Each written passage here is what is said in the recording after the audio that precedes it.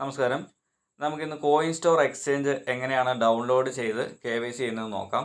അതിനായിട്ട് ഞാൻ അയച്ചു തന്നിരിക്കുന്ന ഈ ലിങ്കിൽ ക്ലിക്ക് ചെയ്യുക. ക്ലിക്ക് ചെയ്യുമ്പോൾ നമുക്കിങ്ങനെ ഒരു പേജ് ഓപ്പൺ ആയിട്ട് വരും. ഇവിടെ നമ്മൾ BT Cashൽ കൊടുത്തിട്ടുള്ള ഇമെയിൽ ID തെറ്റിപ്പോകാതെ കറക്റ്റായിട്ട് തന്നെ കൊടുക്കണം. ഇവിടെ സ്പേസ് വരാനോ വലിയ അക്ഷരങ്ങൾ വരാനോ പാടില്ല. അതുപോലെ ഇവിടെ 90 വന്നു കഴിഞ്ഞിട്ട് രാ പോലെ ഒരു തോന്നിക്കുന്നുണ്ട്. രാ എന്ന് പറയുന്ന അക്ഷരമല്ല, അത് @ ചിഹ്നമാണ്. @ ആണ് കേട്ടോ. അതിങ്ങനെ ഇമെയിൽ ID കറക്റ്റായിട്ട് കൊടുക്കുക. അതിനുശേഷം പാസ്വേഡ് കൊടുക്കുക. സ്വന്തം പേര് കൊടുക്കാതെ ഏതെങ്കിലും ഓർത്തിരിക്കുന്ന വാക്കുകൾ കൊടുക്കുന്നതായിരിക്കും നല്ലത്. ഞാനിവിടെ കൊടുത്തിരിക്കുന്നത് $96 എന്നാണ്. ഇവിടെ ഹാപ്പിയുടെ H വലിയ അക്ഷരവും ബാക്കിയുള്ളതൊക്കെ ചെറുതുമായിരിക്കും. അപ്പോൾ നിങ്ങൾ പാസ്വേഡ് കൊടുക്കുമ്പോൾ ആദ്യത്തെ അക്ഷരം വലുതും ബാക്കിയുള്ളത് ചെറുതും കൊടുക്കുക. പിന്നെ സിമ്പിൾസ് എന്തെങ്കിലും കൊടുക്കുക. ഞാനിവിടെ ഡോളറാണ് കൊടുത്തിരിക്കുന്നത്. പിന്നെ അക്കങ്ങളും കൊടുക്കുക. ഇത് മൊത്തം കൂട്ടി നോക്കുമ്പോൾ 8 ഡിജിറ്റ് ഉണ്ടായിരിക്കണം.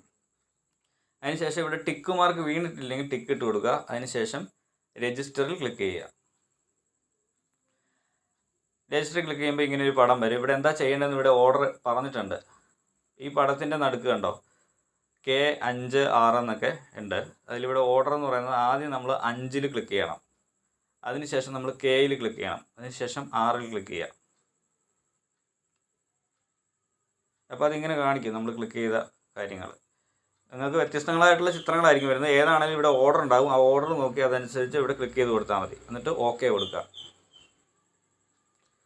അപ്പോൾ നമുക്ക് ഇങ്ങനെ ഒരു പേജ് വരും. അതിലൊരു OTP വരും. OTP വരുന്നത് മെയിലിലാണ്. മെയിലിൽ പോയിട്ട് OTP എടുത്തിട്ട് ഇവിടെ കൃത്യമായിട്ട് ടൈപ്പ് ചെയ്ത് കൊടുക്കണം.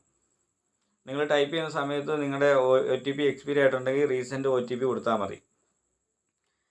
അപ്പോൾ OTP കൊടുത്തതിന് ശേഷം സൈനപ്പ് കൊടുക്കുക.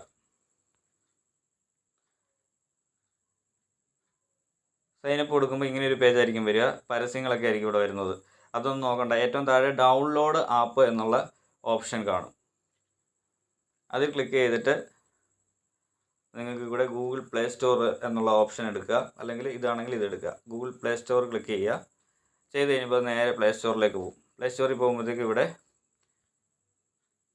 ഇൻസ്റ്റാൾ ചെയ്യാനുള്ള ബട്ടൺ ഉണ്ടാകും. അതിൽ ഇൻസ്റ്റാൾ എന്ന് കൊടുക്കുക. അപ്പോൾ ഇവിടെ ഇങ്ങനെ കുറേ നേരം കറങ്ങിക്കൊണ്ടിരിക്കും. കറങ്ങി അത് ഇങ്ങനെ കയറി വരും. കയറി അത് ഇൻസ്റ്റാൾ ആയി വരുന്നതിന് ശേഷം അതെങ്ങനെ ഒരു പേജായിരിക്കും വരിക.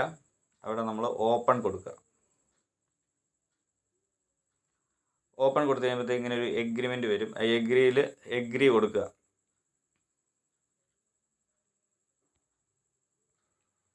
അപ്പോൾ നമുക്കിങ്ങനെ നമ്മുടെ എക്സ്ചേഞ്ചിൻ്റെ മെയിൻ പേജ് ഓപ്പൺ ആയിട്ട് വരും. അവിടെ ഈ ഹോം എന്ന് പറയുന്നത് എനേബിൾ ആയി കിടക്കുന്നുണ്ടോ എന്ന് നോക്കുക. ഇവിടെ പരസ്യങ്ങളൊക്കെ കയറി വന്നിട്ടുണ്ടെങ്കിൽ ഇവിടെ ഒരു ഇൻറ്റു ഇത് കാണും. അത് ക്ലോസ് ചെയ്ത് വിട്ടാൽ മതി. അപ്പോൾ ഹോം പേജ് ഓപ്പൺ ആണോ നോക്കുക. ഓപ്പൺ ആണെന്നുണ്ടെങ്കിൽ നമ്മളിത് ഇവിടെ ക്ലിക്ക് ചെയ്യുക. ഈ ആൾ രൂപത്തിൽ. അപ്പോൾ നമുക്കിങ്ങനെ ഒരു പേജ് വരും. Login or register. അതിൽ ലോഗിൻ കൊടുക്കുക.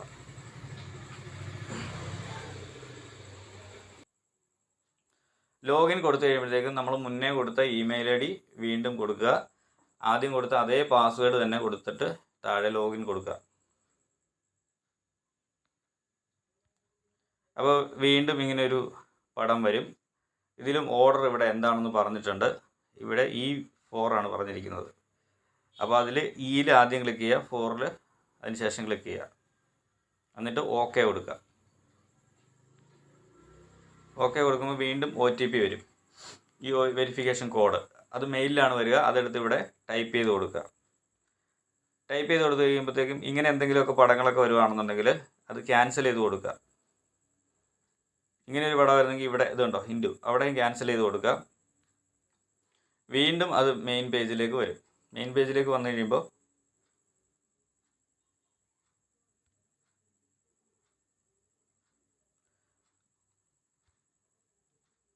ഹോം ഓപ്പൺ ആണ്. ഇവിടെ ആൾ രൂപം ഉണ്ടല്ലോ, ഇത് ഇവിടെ ക്ലിക്ക് ചെയ്യുക.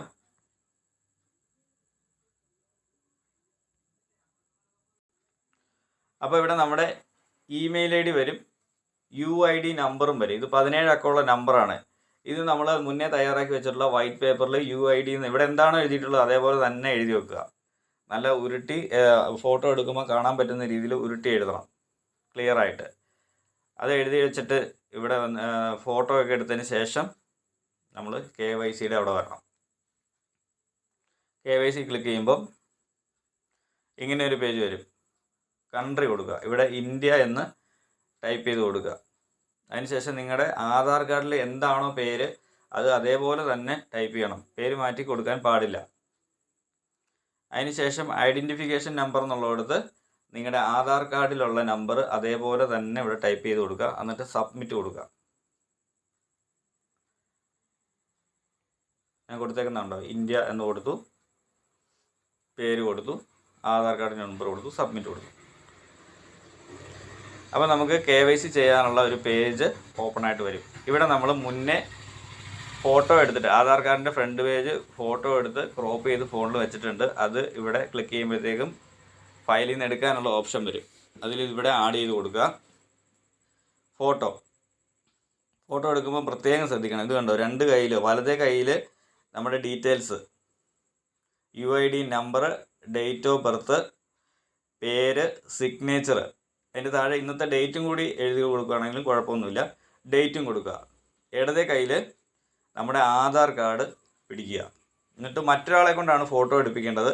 ഫോട്ടോ എടുപ്പിക്കുമ്പോൾ പ്രത്യേകം ശ്രദ്ധിക്കണം. ആ ക്യാമറയിൽ വരുന്ന നോക്കുമ്പോൾ തന്നെ ഈ എഴുതിയിരിക്കുന്ന കാര്യങ്ങൾ കൃത്യമായിട്ട് വായിക്കാൻ പറ്റുന്നുണ്ടോ എന്ന് നോക്കണം. ഇങ്ങനെ വായിക്കാൻ പറ്റുന്നില്ല എന്നുണ്ടെങ്കിൽ നിങ്ങളത് അവിടെ സബ്മിറ്റ് കൊടുത്തു കഴിഞ്ഞാൽ അത് ക്യാൻസലായി പോകും, റിജക്റ്റ് ആവും. അപ്പോൾ ഫോട്ടോ എടുക്കുമ്പോൾ പ്രത്യേകം ശ്രദ്ധിക്കണം. ഏറ്റവും കൂടുതൽ ആളുകൾക്ക് തെറ്റ് പറ്റുന്ന ഈ ഫോട്ടോ എടുക്കുന്ന സമയത്താണ്. ഇപ്പോൾ നിങ്ങളൊരു വെള്ള പേപ്പർ എഴുതി കഴിഞ്ഞ് ഒരുപാട് പേപ്പറിൻ്റെ ഭാഗം വെറുതെ ഇരിപ്പുണ്ടെങ്കിൽ അത് കട്ട് ചെയ്ത് കഴിഞ്ഞിട്ട് കൈ പിടിക്കാം. എന്നിട്ട് നമ്മുടെ താടിയുടെ തൊട്ട് താഴെയായിട്ടാണ് പിടിക്കേണ്ടത്. ഇത് പ്രത്യേകം ശ്രദ്ധിക്കണം. എന്നിട്ട് സബ്മിറ്റ് കൊടുക്കുക.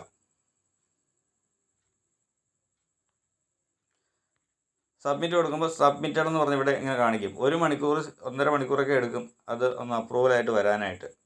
അപ്രൂവൽ ആയി കഴിയുമ്പോൾ നമ്മുടെ KYCയുടെ സ്ഥലത്ത് തന്നെ വന്ന് നോക്കുമ്പോൾ കാണാൻ പറ്റും അഡ്വാൻസ്ഡ് വെരിഫിക്കേഷൻ എന്ന്.